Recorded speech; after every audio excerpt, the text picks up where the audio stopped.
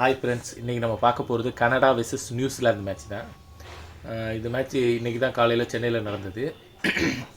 Canada எப்பயும் போல் toss win பண்ணாங்க. எப்படி பவுலிங் தான் எடுப்பாங்கன்னு பார்த்தா பேட்டிங்கு என்னடா இது ஒரு சர்ப்ரைஸாக இருக்குன்னு பார்த்தா, அதாவது யுவராஜ் சாம்ரா ஒரு ஒரு சிறந்த பேட்டிங்கு இன்றைக்கி பார்த்துருக்கோம் கனடாட்டது. ஒன்றுமே இல்லை, கனடா டாஸ் வின் பண்ணி நாங்களே பேட்டிங் ஆடுறோன்னாங்க, வந்து இறங்குனாங்க. யுவராஜ் சாம்ரா ஆரம்பத்துலேருந்து நல்ல ஒரு டச் ஃப்ளோலே இருந்தார். பிச்சு வந்து நல்லா பவுன்ஸ் ஆச்சு, நல்லா இருந்துச்சு, பேட்டுக்கு நல்லா வந்துச்சு. இவரும் கரெக்டாக ப்ளே பண்ணுறாரு எல்லார் ஓவரையும்.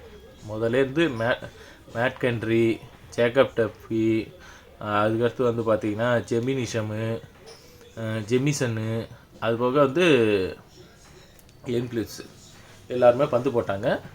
அப்படிங்க நேற்று தான் வந்து நிசாங்கா ஒரு 100 அடித்தார். இவர் தாங்க ஃபஸ்ட்டு 100 இந்த வேர்ல்டு கப்லேயே அடிச்சிருக்காரு அப்படின்னோம். சொல்லி முடித்து நைட்டு முடிஞ்சு காலையில் விடிஞ்சது இங்கே யுவராஜ் சாம்ரா அவரை விட 2 கூட அடித்து 110 ரன்னில் அடிக்கிறாப்புல. உண்மையிலே நல்ல பேட்டிங்கை கொடுத்தாப்புல. சரியா, பாலுக்கு பால் கரெக்டாக, பால் எந்த பக்கம் வருதோ அந்த பக்கம் நல்லா தூக்கி கேப் பார்த்து பேட்டிங் ஆனாப்புல.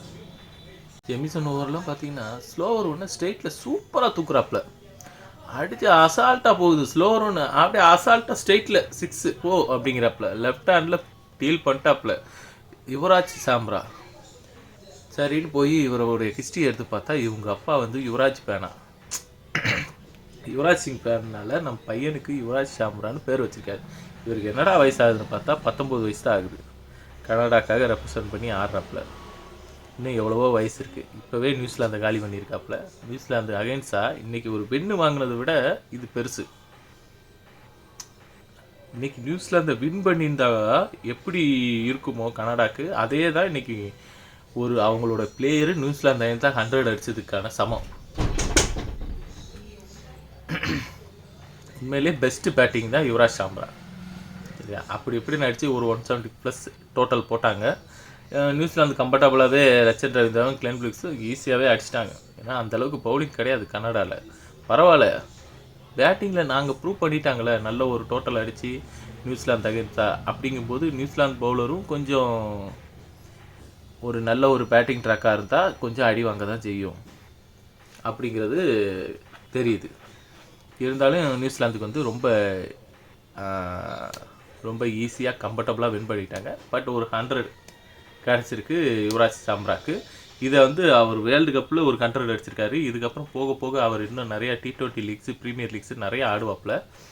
அங்கங்கெல்லாம் போய் அவர் ஆடி நல்ல லெவலில் வந்தார்னா அடுத்த ஒரு 2 வருஷம் கழித்து அடுத்த வேர்ல்டு கப் வரும்போது ஒரு நல்ல பேட்டராக வருவார். யாரும் யுவராஜ் சாம்ரா பேட்டிங் பார்க்கலன்னா நீங்கள் ஹைலைட்ஸ் பாருங்கள், சூப்பராக இருக்கும். பார்த்துட்டு வந்து கூட கமெண்ட் பண்ணுங்கள் எப்படி இருந்துச்சுன்னு. ஓகே ஃப்ரெண்ட்ஸு, வீடியோ பிடிச்சிருந்துச்சுன்னா லைக் அண்ட் சப்ஸ்கிரைப் மறக்காம பண்ணிடுங்க ஃப்ரெண்ட்ஸ். அதுபோக தினமும் மார்னிங் கிரிக்கெட் லைவ் இருக்குது. நீங்கள் மார்னிங் 7 o'clock நீங்கள் லைவ் வந்து பாருங்கள். அதுலேயும் கமெண்ட் பண்ணுங்கள், பேசலாம்.